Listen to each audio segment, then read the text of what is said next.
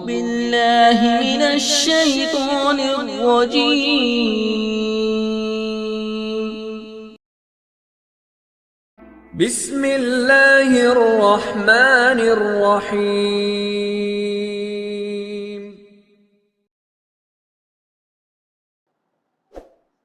بسم اللہ الرحمن الرحیم نحمد و نصلی علی رسولہ الکریم اما بعد.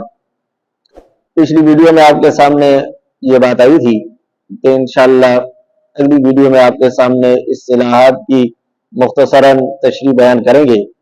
تو پیش خدمت ہے، کچھ چیزیں وہ ہوتی ہیں جن کو کرنا ضروری ہوتا ہے اور کچھ چیزیں وہ ہوتی ہیں کہ جن کو چھوڑنا ضروری ہوتا ہے. کچھ چیزیں وہ ہوتی ہیں کہ جن کو کریں نہ کریں برابر ہے، اور کچھ چیزیں وہ ہیں کہ اگر ان کو کر لیا جائے تو ثواب ہے، نہ کریں کوئی گناہ نہیں.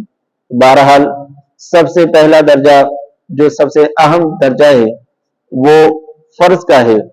فرض اس چیز کو کہتے ہیں جو دلیل قطعی سے ثابت ہو، یعنی کہ قرآن سے صراحتاً اس کا ثبوت اور اس کی دلیل موجود ہو، یا حدیث متواتر اور مشہور سے وہ چیز ثابت ہو. اس چیز کو فرض کہتے ہیں. یاد رکھیں، فرض کا حکم یہ ہے کہ کسی حال میں اس کو چھوڑنا جائز نہیں ہوتا. فرض کو کسی حال میں چھوڑنا جائز نہیں ہوتا. پھر فرض کی دو قسمیں ہیں، ایک فرض عین ہے، ایک فرض کفایہ ہے. فرض عین وہ فرض کہلاتا ہے کہ جو ہر شخص پر ہر حال میں واجب اور ضروری ہوتا ہے، یعنی کوئی شخص بھی کسی حال میں بھی اس سے بری ذمہ نہیں ہوتا. جیسے نماز کا پڑھنا ہے کہ یہ ہر شخص پر لازم اور ضروری ہے. ہاں، جو نماز کی شرائط ہیں وہ اپنی جگہ ہے، یعنی عاقل ہونا، بالغ ہونا، اسی طرح پاک ہونا، یہ چیزیں اپنی جگہ ہے، لیکن پھر بھی عمومی طور پر ہر شخص پر کرنا ضروری اور لازم ہے.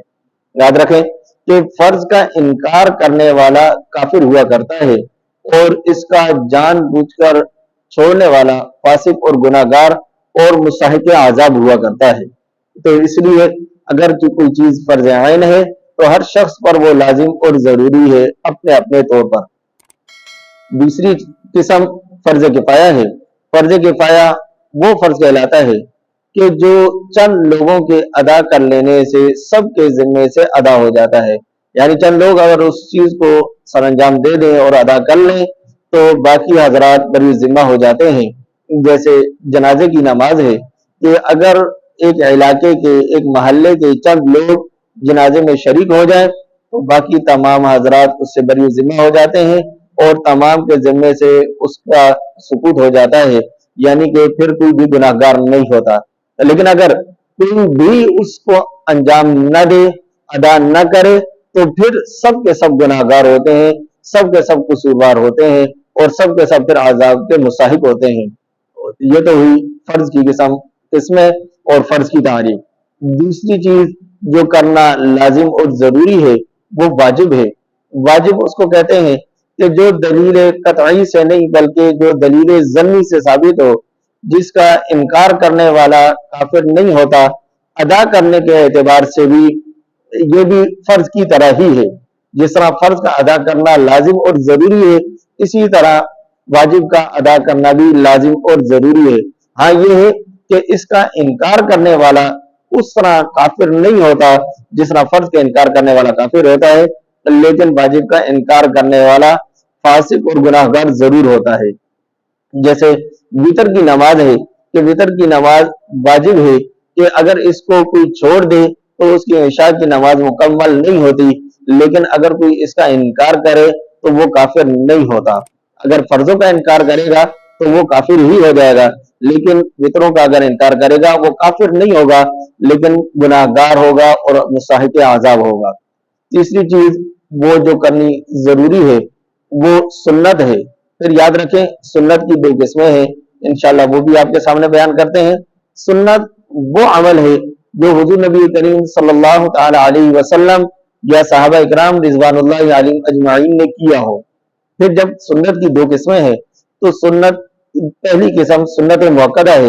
سنت موقدہ وہ سنت کہلاتی ہے کہ جس کو حضور نبی کریم صلی اللہ تعالی علیہ وسلم یا صحابہ کرام رضوان اللہ علیہم اجمعین نے ہمیشہ باقاعدگی کے ساتھ ادا کیا ہو، کبھی کسی وجہ سے ترک نہ کیا ہو، یعنی کہ اس کو بھی لازمی طور پر ادا کیا ہو۔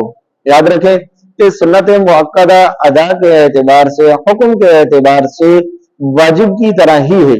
جس طرح واجب کو چھوڑنا صحیح نہیں ہے، گناہ ہے، اسی طرح سنت مؤکدہ کو چھوڑنا بھی صحیح نہیں بلکہ یہ بھی گناہ ہے اور اس سے بھی فسق لازم آتا ہے۔ دوسری قسم سنت غیر مؤکدہ ہے۔ سنت غیر مؤکدہ وہ سنت کہلاتی ہے جس کو حضور نبی کریم صلی اللہ تعالی علیہ وسلم یا صحابہ کرام رضوان اللہ علیہم اجمعین نے کیا ہو، لیکن مداومت کے ساتھ اور ہمیشگی کے ساتھ نہیں، بلکہ کبھی کبھار بغیر کسی وجہ اور عذر کے اس کو چھوڑ بھی دیا ہو اور اس میں کوئی زجر و تنبیہ بھی نہ کی ہو، یہ سنت غیر مؤکدہ، اس کو سنت عادیہ بھی کہتے ہیں۔ اور عام طور پر جو لفظ سنت استعمال ہوتا ہے وہ یہی سنت ہے، جیسے کہا جاتا ہے کہ بیٹھ کر پانی پینا سنت ہے، یا 3 سانس میں پانی پینا سنت ہے، یا بسم اللہ پڑھ کر پانی پینا سنت ہے، یا دیگر چیزیں یہ سنت ہے وہ سنت ہے، تو وہاں جہاں پر یہ سنت کا لفظ استعمال ہوتا ہے وہاں سنت سے یہی سنت مراد ہوتی ہے۔ اس لیے کہ اگر ہم ان کو سنت مؤکدہ میں شمار کریں گے تو اس کے چھوڑنے والا عذاب کا مستحق ہوگا اور گناہگار ہوگا۔ بہرحال چوتھی چیز جو کرنے ہے وہ مندوب کہلاتی ہے۔ مندوب نفل، دوسرے لفظوں میں جو عام طور پر استعمال ہوتا ہے اس میں نفل کہتے ہیں، یعنی نفل اور مندوب وہ چیز ہے کہ جس کو حضور نبی کریم صلی اللہ تعالی علیہ وسلم یا صحابہ کرام رضوان اللہ علیہم اجمعین نے کبھی کیا ہو، کبھی چھوڑا ہو، اور کرنے پر اس کا ثواب ہے، نہ کرنے پر کوئی عذاب اور عتاب نہیں۔ انشاءاللہ اگلی ویڈیو میں نہ کرنے والے کاموں کے متعلق بات ہوگی۔ وما علینا الا البلاغ۔